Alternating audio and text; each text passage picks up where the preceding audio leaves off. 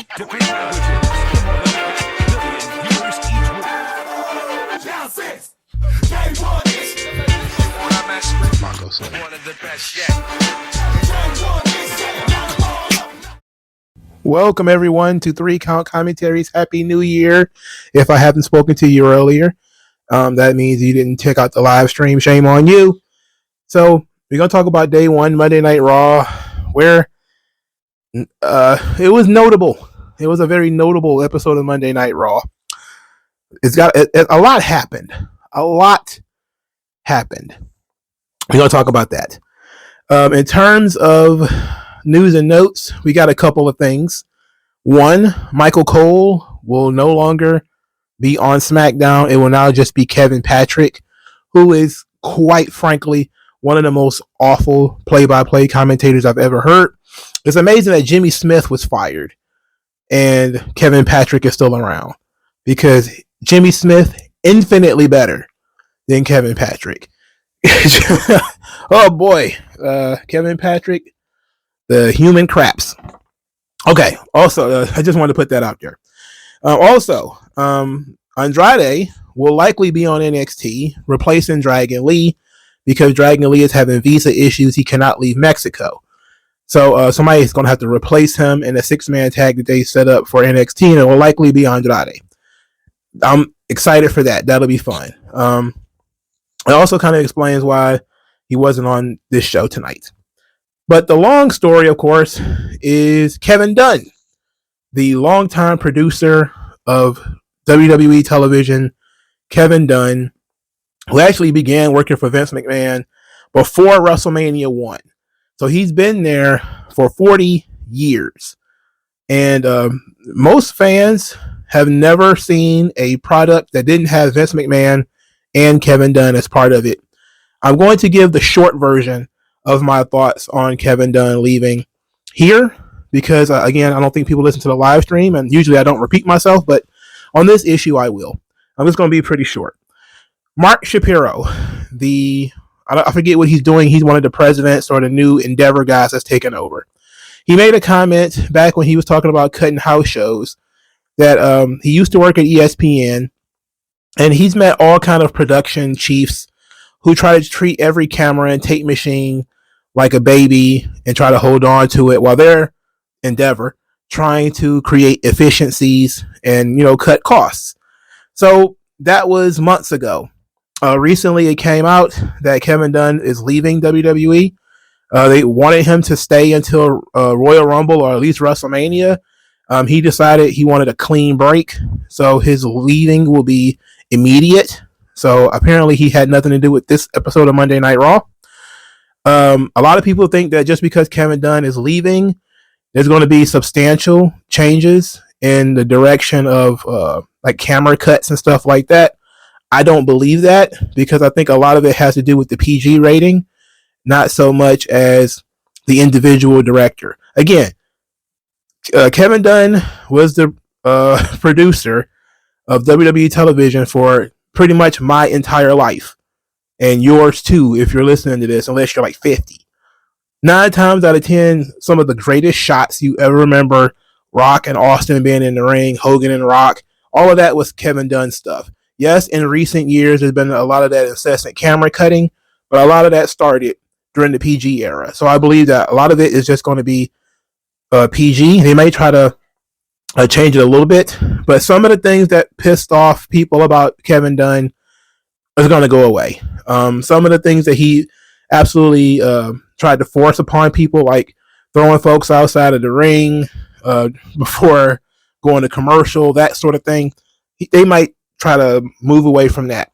And I made a prediction that as Endeavor starts getting more into the product of WWE and giving Triple H more power, he's going to want to put more of his guys in control of the show. So I don't think Michael Hayes and Bruce Pritchard will last the rest of the year. I don't really like to make too many predictions, because I like for things to flow naturally. But I can tell, I don't think Bruce Pritchard or Michael Hayes is going to finish the year. Now, in terms of who should replace him, I think the obvious answer is Jeremy Borash, who was the longtime producer of TNA. And while TNA wasn't the best product in the world, it was serviceable. You know, it wasn't horrible. It wasn't like the most. The production wasn't always the problem when it comes to TNA. And he does really good video packages. And I think that Jeremy Borash has been involved with a lot of the video packages on NXT. And I think he probably has a lot to do with the video packages that you see on Monday Night Raw as well.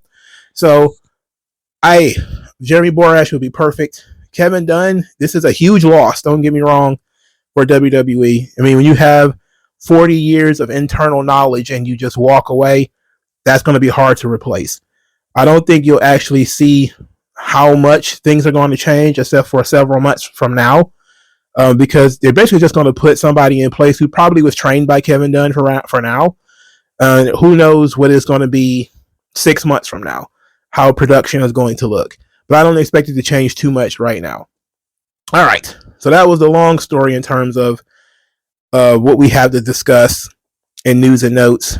There's not much else. So let's get into the show. Let's get into Monday Night Raw. Becky Lynch was defeated by Nia Jax. This is probably the best Nia Jax match in a long time. The finish led a surprise uppercut where Becky Lynch tried to do her top rope leg drop, but Nia Jax got her fist up, hit Becky Lynch right in the face, right in position for the Annihilator. 1, 2, 3. Nia Jax not only wins, but she won clean. So I was very impressed. Again, Becky Lynch is working. She's working miracles out here, getting the most out of Nia Jax. Oh yeah, I forgot to mention that Trish Stratus, she actually teased a comeback. We don't know if she's actually going to come back, but she actually teased a comeback on Twitter. I'm not going to go through it, but she teased that she might come back. So Becky Lynch loses clean. Puts over Nia Jax. Big deal. Nia Jax needed a huge win to raise her stock. Clearly, the problem here is that, the mass of Nia Jax, and Becky Lynch tried to use all of her regular moves, like her suplexes and her manhandle slam. None of that worked. She also tried to use the submission holds, and that didn't work either.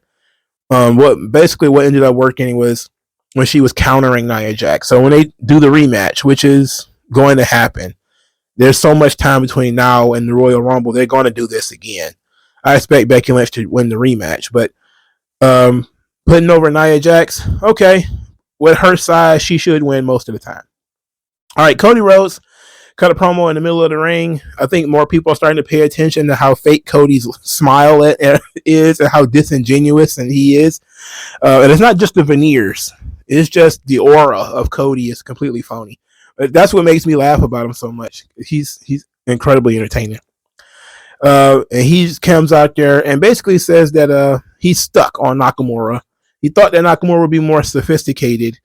And he says that he's stuck on Nakamura because this should be over. And he's going to give him the opportunity to end it tonight. And this needs to end right now. Shinsuke Nakamura said that he thought it would be harder to get into Cody's head, that he blinded Cody, so now he can't see the ending coming. He's going to give him one more week to dream before he finishes Cody's story and closes the book. This is fine. I think I said this in the Discord. I said it on Twitter as well. It was very interesting to me that when Shinsuke Nakamura turned heel against AJ Styles in 2018, everybody was upset that Nakamura kept hitting AJ Styles in the nuts, which is basically a cheap way of getting heat. Very cheap. They were very upset about this. He kept saying, "No speaker English," in order to get heat. But now all he does really is spit mist in Cody's face, and people are like, "This is infinitely better." And like, all he really did was add some animation, and he still speaks English, but they do the subtitles, so it's more understandable. But I don't see a major difference in how Nakamura is being booked between now and then. He still wins more often than he loses. He was a champion all through almost his entire run.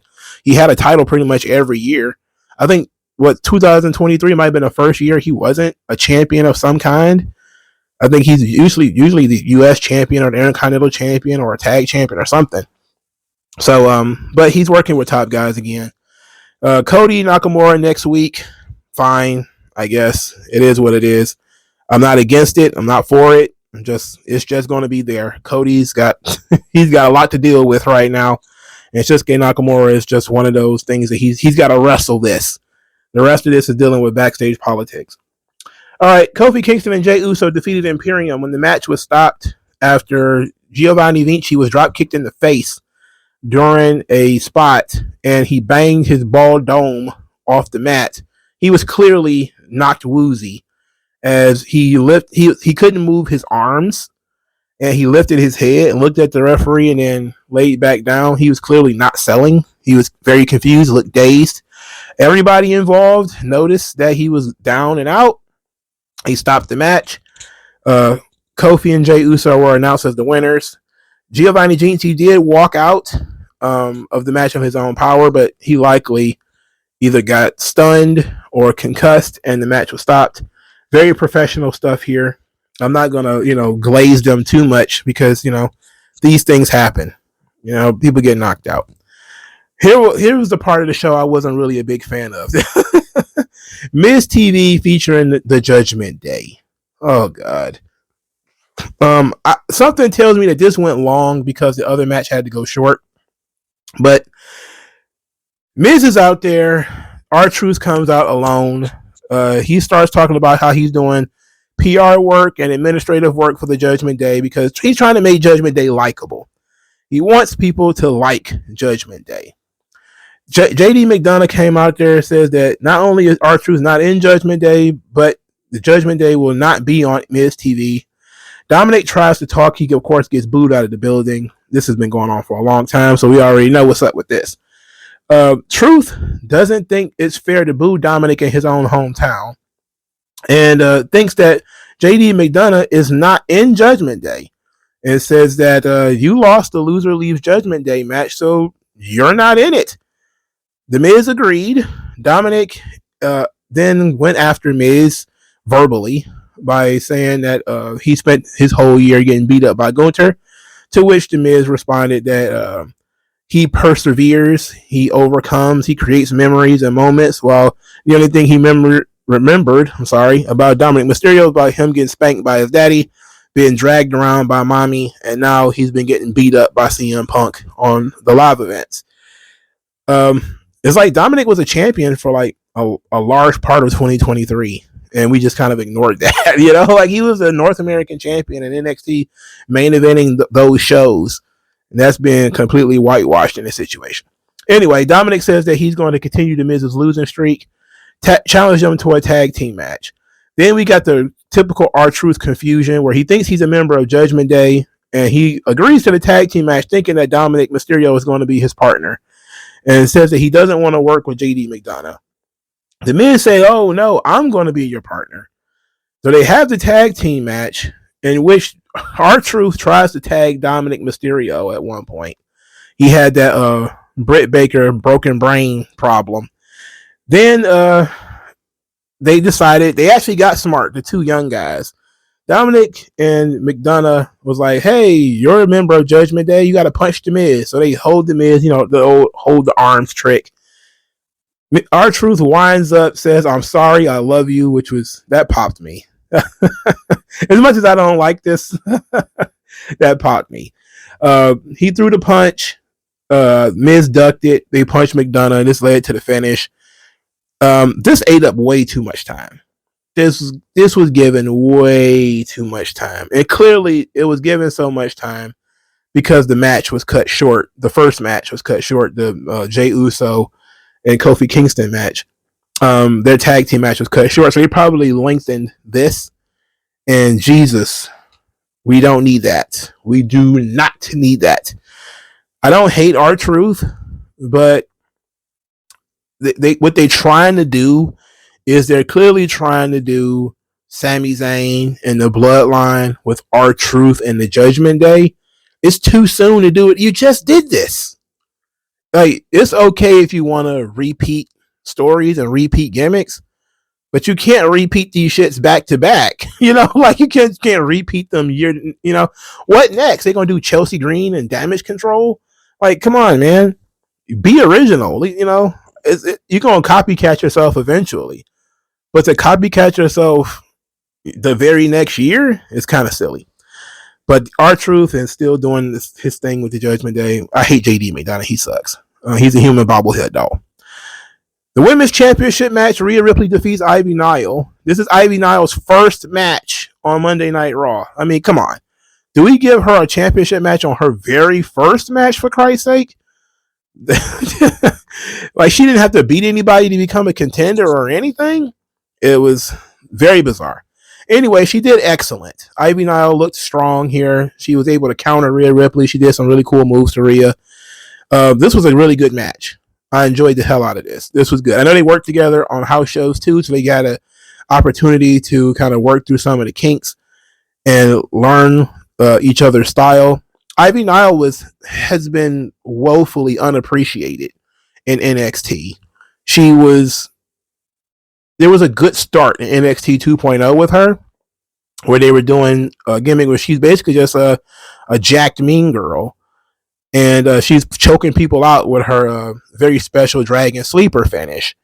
And then out of nowhere, it just stopped. I think around the time she teamed up with the Creeds, for some reason this just stopped, and she became mostly a manager. And then she talked, and she talks like her name is Emily, and her name is Emily as last I checked. But she just sounds like a teen girl. So like, she looks like a pipe fitter. She's like a construction worker, but she talks like every teenage girl you've ever seen on television. It's like she's so feminine and soft somewhere on the inside, underneath this muscular Iron Man armor that she decides to develop on herself. But she's really good. I was a big fan of Ivy Nile, and she was good here. I'm very glad that she didn't go out there and embarrass herself. But Ivy Nile has always done good.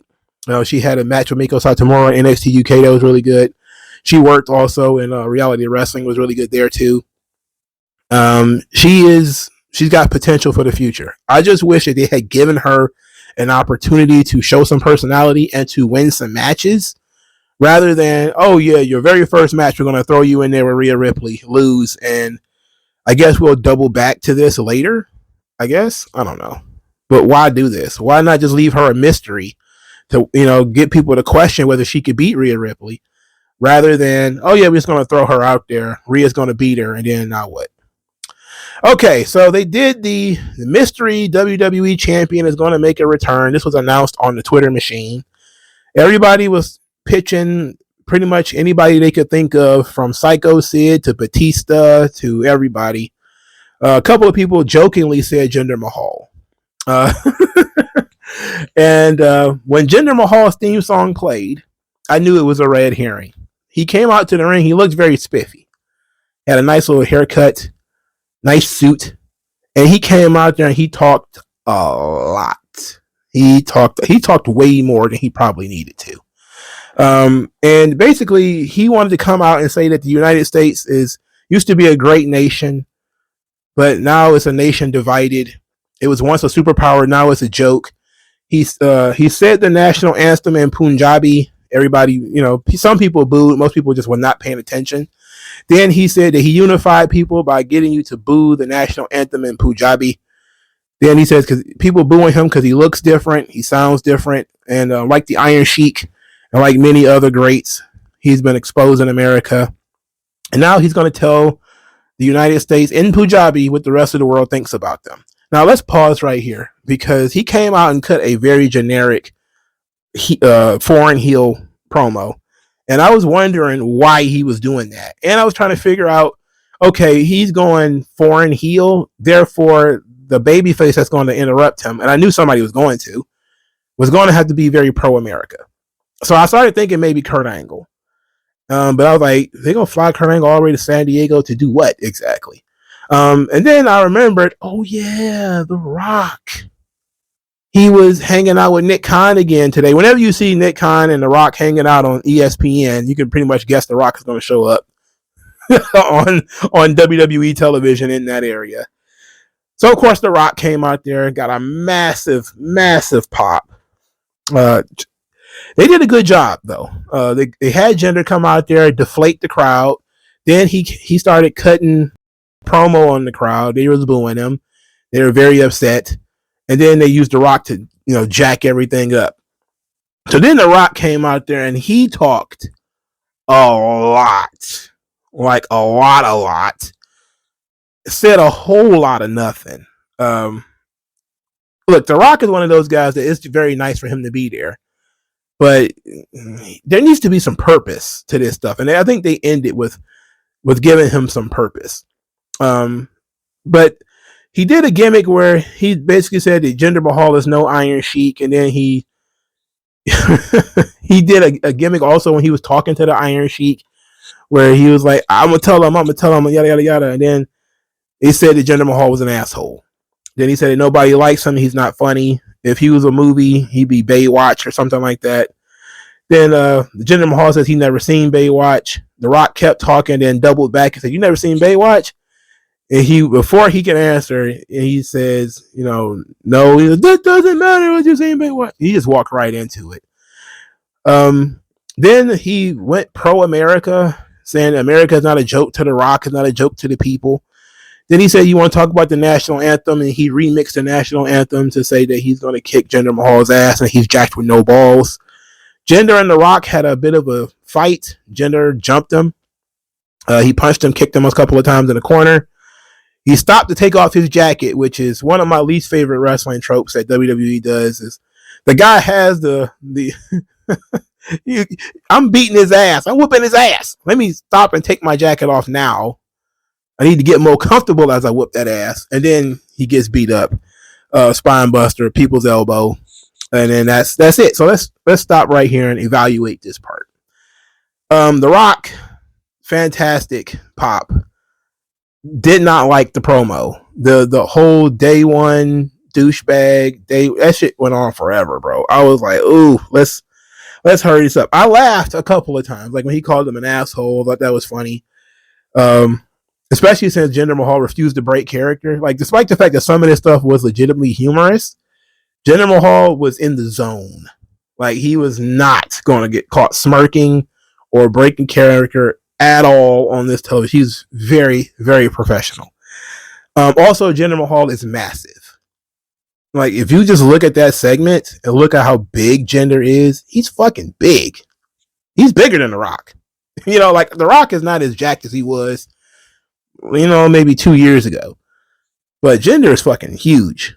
I don't know what kind of curry he's eating, but that's a big fucking guy, man. That's a big dude.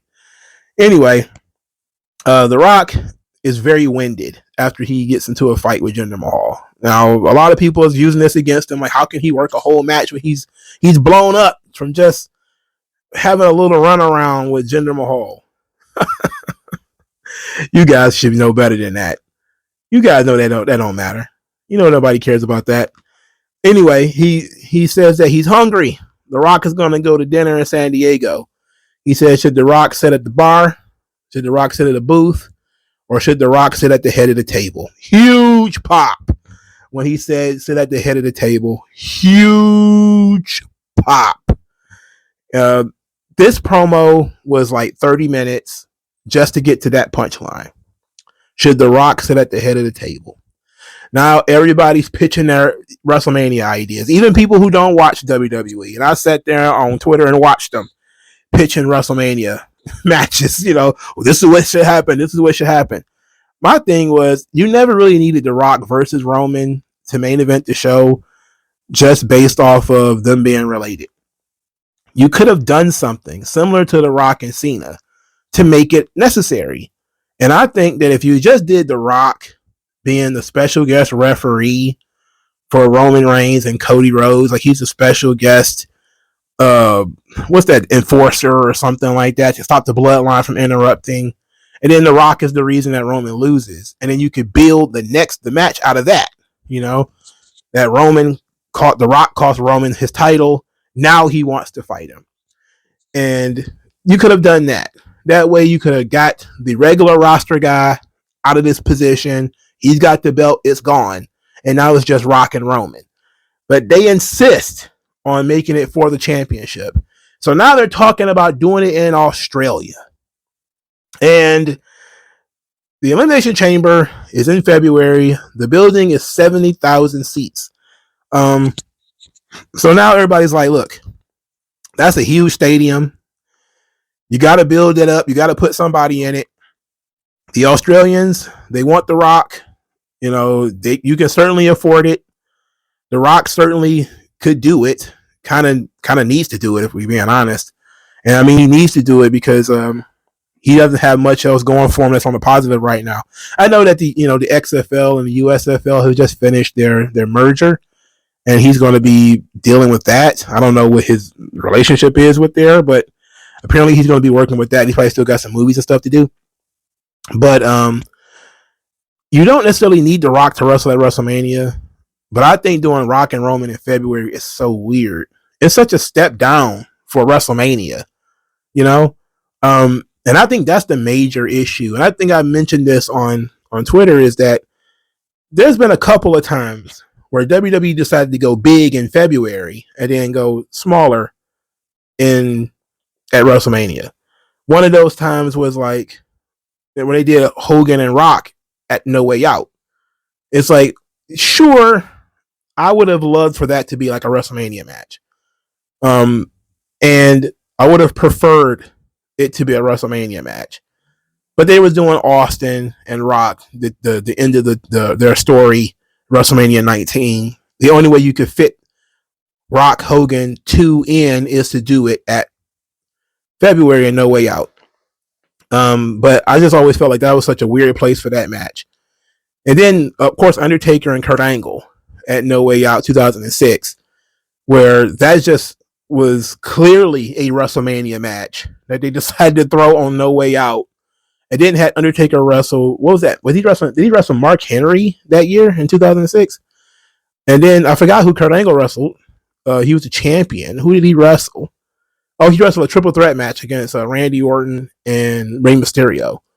So a step down for both guys, like no disrespect to Randy Orton or Rey Mysterio, but they're clearly not Undertaker. And, Mark Henry is nowhere near being what Kurt Angle is.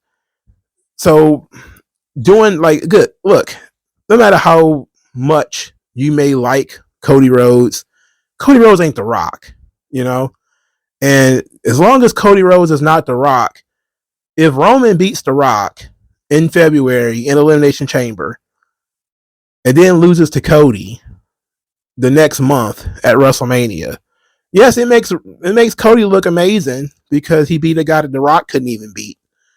But to me,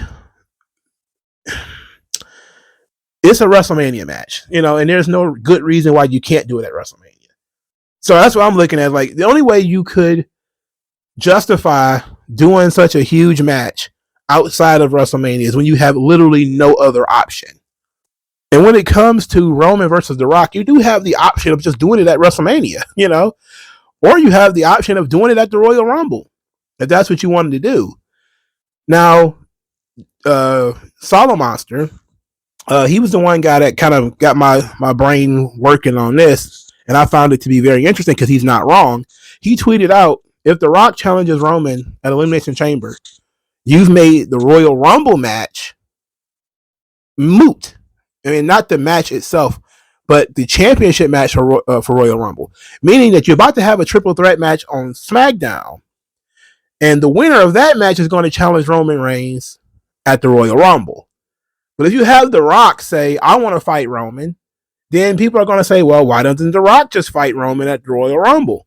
Or are you just assuming that Roman is going to beat whoever wins this triple threat match, and it's a match that nobody cares about?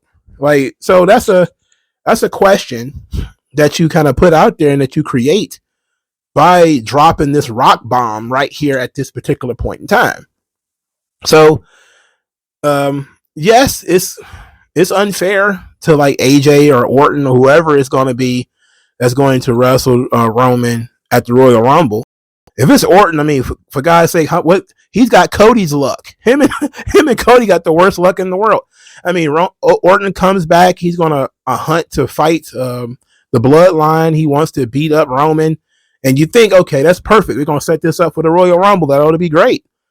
And then The Rock shows up, steals his thunder, and basically like, I'm just gonna wait for Roman in February. So that means Orton's gonna do the job. Look, we knew he was gonna lose anyway. But Christ on a cracker, could we have some kind of drama here that Orton could possibly win? You know, why? Like, people have to sit through that match. You know what I'm saying? Like, people have to sit through this. Unless Roman's going to beat him in 10 seconds, this thing is not going to have any drama attached to it. It's not going to matter at all to the average fan. They're going to basically just still be buzzing, waiting for the Roman Rock match, which is why you probably should just do it at Mania, you know, because you still have the gimmick of somebody has to win the Royal Rumble. They could challenge for the other belt, you know, and I don't know what you do. Like, you could do other things. CM Punk doesn't need to be in the title picture. That's not necessary. But this kind of situation is a good situation to have because you have so many marketable stars that you could use to draw money. But it's a negative if you're trying to plot things out and plan things out and tell a story. You know, it's like if you're trying to tell a Spider-Man story, you just all of a sudden just drop Batman in it. It's like, what are we going to do with Batman now that we have this Batman in this Spider-Man story? It's like, I don't know. He's got to be there, I guess, because, you know, he's too big a star for you to, like, put him in the background. But he's in the way. You know what I'm saying? Like, he's taking up too much space in this situation. And I think that this road to WrestleMania being very crowded with, you know, Orton and Styles and now The Rock and CM Punk and, you know, possible stuff with Damian Priest and maybe Drew McIntyre and all this stuff. It's just very crowded. It's a lot.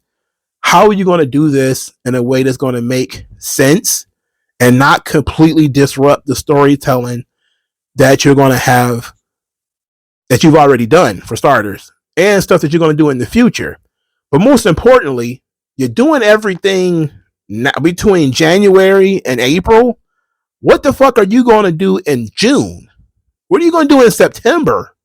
You know, when things are not as you know, everybody's going to be amped for the road to WrestleMania right now. But after WrestleMania, what are you going to do? What do you got to keep people interested? So if you could definitely push Rock and Roman back, I would try to push it back if I could. I know it would disappoint the fans in Australia, but if that show can't sell out on its own, then maybe we shouldn't have had a 70,000 seat arena in the first place. And throwing The Rock out there in a match that Roman can just beat him in, then you just basically have killed the drama for the Royal Rumble Championship match and the Elimination Chamber Championship match, because everybody and their mama knows that The Rock ain't winning. And then everybody and their mama would know that Randy Orton is likely not going to win. So we are in a situation where two big opponents and Roman is basically going to walk in, do a little something, and walk right on out. And that's going to kill a lot of the vibe for the championship matches because there's no drama attached to it. I'm not saying don't do it.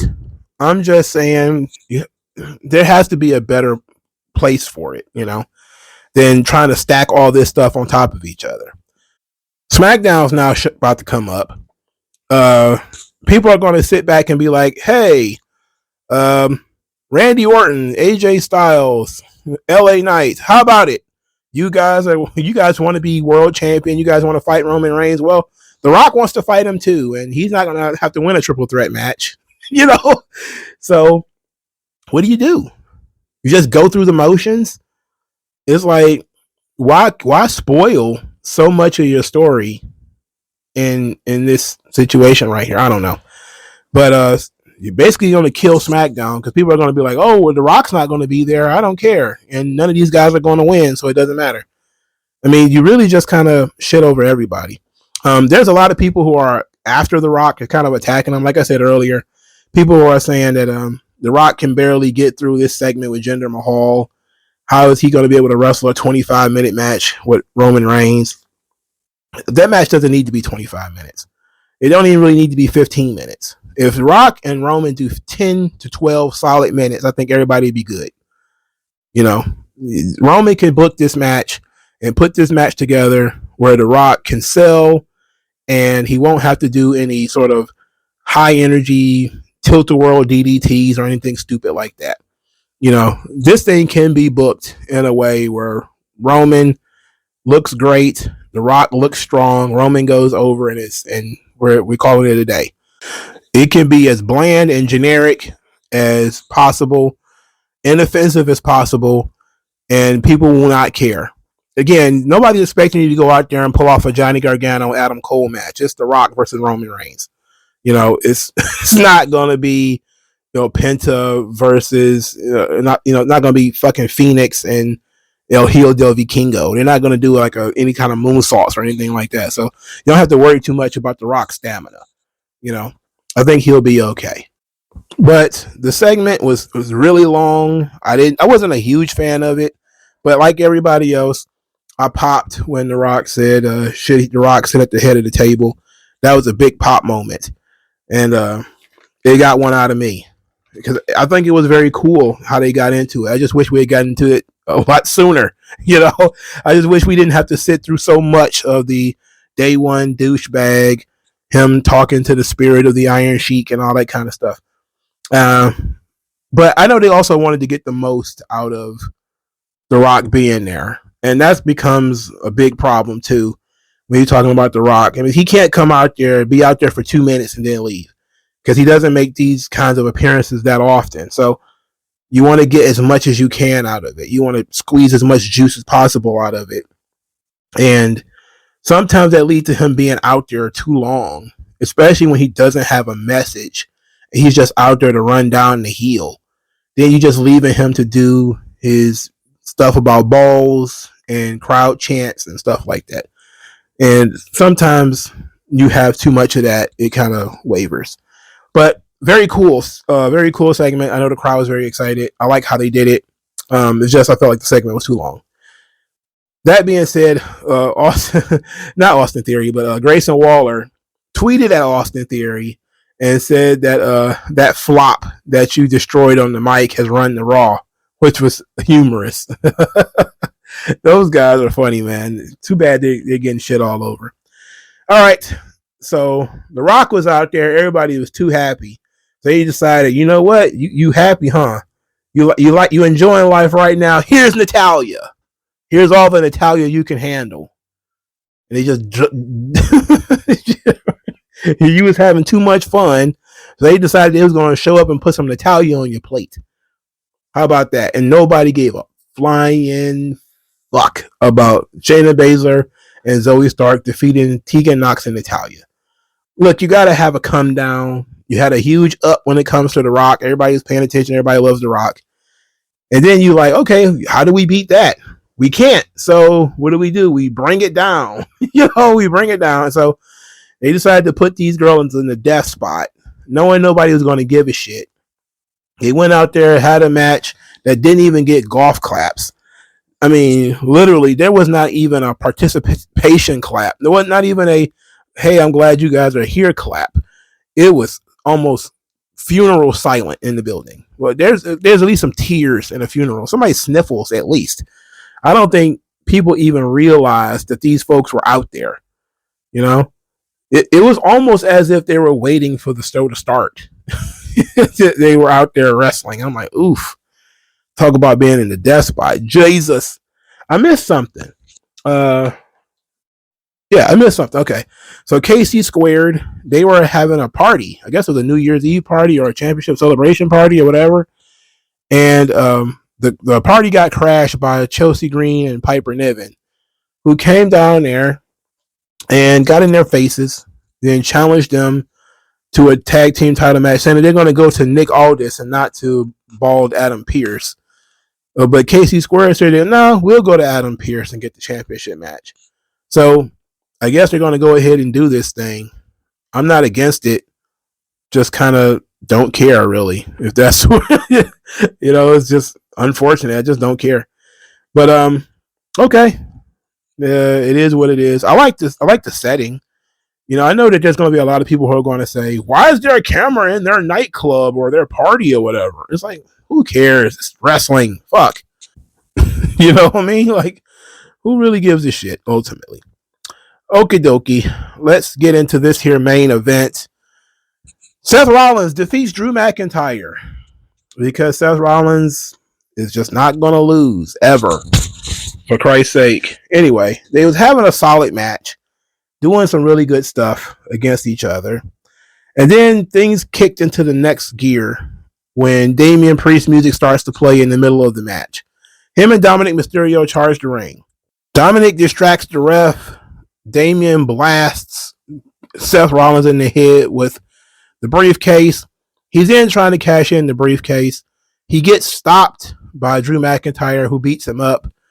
He goes back in the ring. Claymore to Seth Rollins.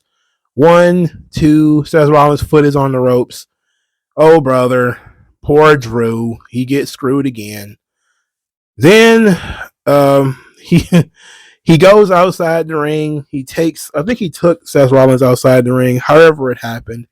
Seth Rollins ends up pedigreeing him on the announce desk, throws him in the ring, stomp, 1, 2, 3. Drew McIntyre, gigantic loser. What is the point of him being in this position that he keeps challenging for titles and losing? Why? Look, I kind of figured this was going to happen because, again, you got this situation with CM Punk, and the CM Punk situation is similar to the Rock situation where CM Punk and Seth Rollins don't need the belt. They really don't. Just like Roman and Rock don't need the belt. I think people want them to have the belt because it elevates the belt and it elevates the title run. But I don't think they need the belt. You had Damian Priest, who's been walking around with this Money in the Bank thing forever, and it seems like he's never going to win it. Drew McIntyre, I'm guessing he's out of the title picture now. He's in the same position now that he was in when he kept challenging Gunther for the Intercontinental Championship and he kept losing. It's like, yes, they're doing this Bret Hart style story with him where it's outside interference. It's not necessarily his incompetence. He's not losing because the opponent is better than him.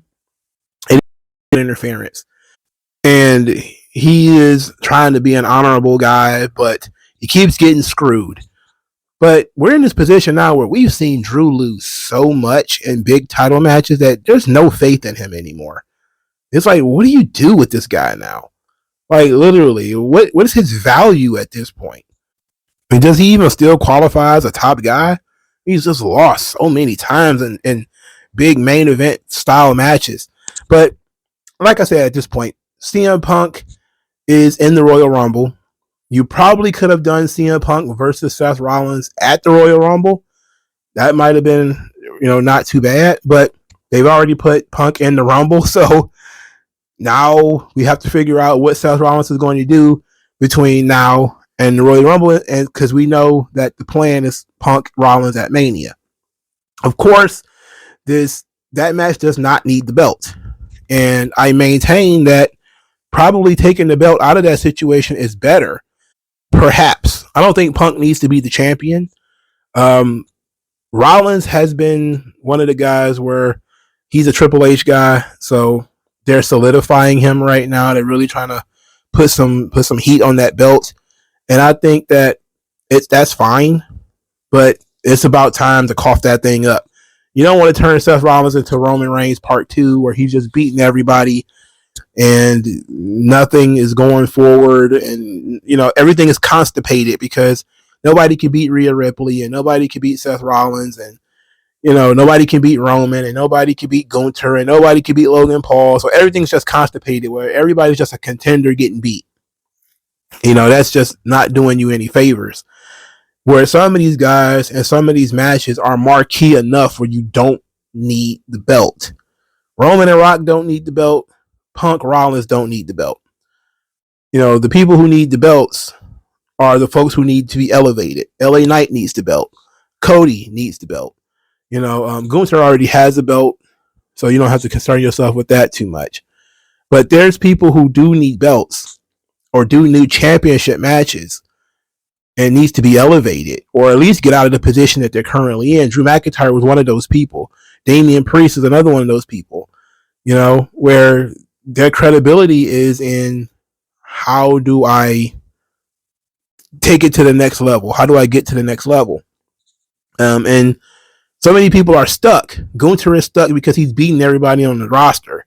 How do you get him to the next level when he's beaten everybody, with the exception of, some of the new people who've been brought in? How do you take him to the next level? How do you take Rollins to the next level? Okay, you enter CM Punk. Okay, that's fine. But do they need the belt for that? Not really. No. How do you take Roman to the next level? Okay, you got The Rock, you got Cody, you got Roman. You can take these people to the next level. But then you leave out in the cold a lot of the people who took their time getting over, like LA Knight, or somebody who returned from a long injury like Randy Orton. Like, what do these guys do for WrestleMania now? Like what does Randy Orton look like at WrestleMania at this point? He's completely irrelevant to the card. Like LA Knight at this point is negligible. Part of it is because how they booked all the champions and the contenders, and the fact that they book in stadium shows in the middle of February when it's not really necessary. Like you really don't need to have a stadium show in February, and you got a stadium show in March or April or whatever. I know it's nice to have as many stadium shows as you possibly can, but when you have stadiums, you need to build matches for those stadium shows, right? But you also need to build drama for those shows, because that's how you keep this thing going. And like I said earlier, you got matches that can fill the stadium, but it completely derails your story. The Rock is a monkey wrench into the story, because there's people out there who want The Rock to win. And you can't have The Rock beat him. Like, why would you do that? Like, you're going to book the Elimination Chamber match. What is Punk going to do on that show? Is he even going to be at this show? And these are the kinds of questions where you wouldn't have to answer these questions if there wasn't so many tickets that need to be sold. If it was a 20,000 seat arena, then you could probably get away with not having Punk on the show. But 70,000 seats or whatever the hell they're trying to sell, you got to have everybody on the show at that point, right? If you're trying to sell 70,000 seats, you need everybody on your roster to be there. And you got to keep the people who are going to be selling your tickets in June. You got to keep those people hot too. So you can't completely disregard Randy Orton and AJ Styles and LA Knight and Drew McIntyre and Damian Priest. And you can't just completely disregard these guys, because you need them for later in the year. So this is going to be an interesting situation. They want to try to sell this massive Elimination Chamber show. They're probably going to try to sneak The Rock on the card, which I'm almost guessing that's where guaranteeing that's where they're going to go with it. CM Punk is probably going to be in the middle of the show wrestling Dominic Mysterio or JD McDonough or somebody like that, just getting a cheap win in. Or he'll just come out there and cut a promo or something like that. And it won't be a big of a deal, but he has to be there. The Elimination Chamber matches themselves are going to be a wash, because they're not going to be the draw. The draw is going to be Rock and Roman if they decide to do that match on that show. If they decide to take The Rock and put him in the main event of WrestleMania, then Cody is fucked. Unless they do, Cody wins the belt at Elimination Chamber and he wins the belt in Australia, and then Cody has to defend the belt at WrestleMania, which I never heard anybody pitch that idea, but you could do that, right? So I don't know, but they have some good problems right now in terms of they have so many people who are over, so many guys who are talented. They got a lot of part-timers who are willing to come in and do the jobs and help out. And it looks good right now. I'm thinking of the long term, though. Long term, thinking about the rest of the year. Because we don't just watch this shit for the road to WrestleMania. We're watching this shit for the rest of the year. And it could be as great as it want to be in January. That's great. That's fine. But what the fuck are you going to do in May? What are you going to do in October? I guess they say, like, look, we'll figure that out when we get there. Let's just get the money now. We'll figure out the rest later. Which, typical corporate stuff. They're looking at short-term profitability versus long-term gain. But I'm thinking about things always in long-term, because why fuck up people's stories and everything now and you don't have a plan for later? Now, at least with the World Heavyweight Championship, Drew McIntyre not winning it makes sense. And I didn't think he would win it anyway. But my issue is, are you going to have Seth Rollins basically be bulletproof until WrestleMania, then he loses to CM Punk. Well, yeah, I guess you could, right? But who is he going to wrestle at Elimination Chamber? Who is he going to wrestle at Royal Rumble? Where are you going to find these credible contenders for him to fight? We don't have any right now, and I can't think of any right now. Not off the top of my head, he's beaten most of the people who are considered top guys on the roster already. And that was the one benefit of maybe giving the belt to Drew McIntyre, is at least you can start over. There's guys he has not beaten or guys he has not wrestled fully yet. But now I guess they're going to do Damian Priest and Drew McIntyre from this point. Maybe they'll do Drew McIntyre and Sheamus chasing the Judgment Day for the tag team belts. I'm not a huge fan of that, but okay. That sounds like that's going to be Drew McIntyre's pocket right there, is that he's going to end up being a tag team champion with Sheamus.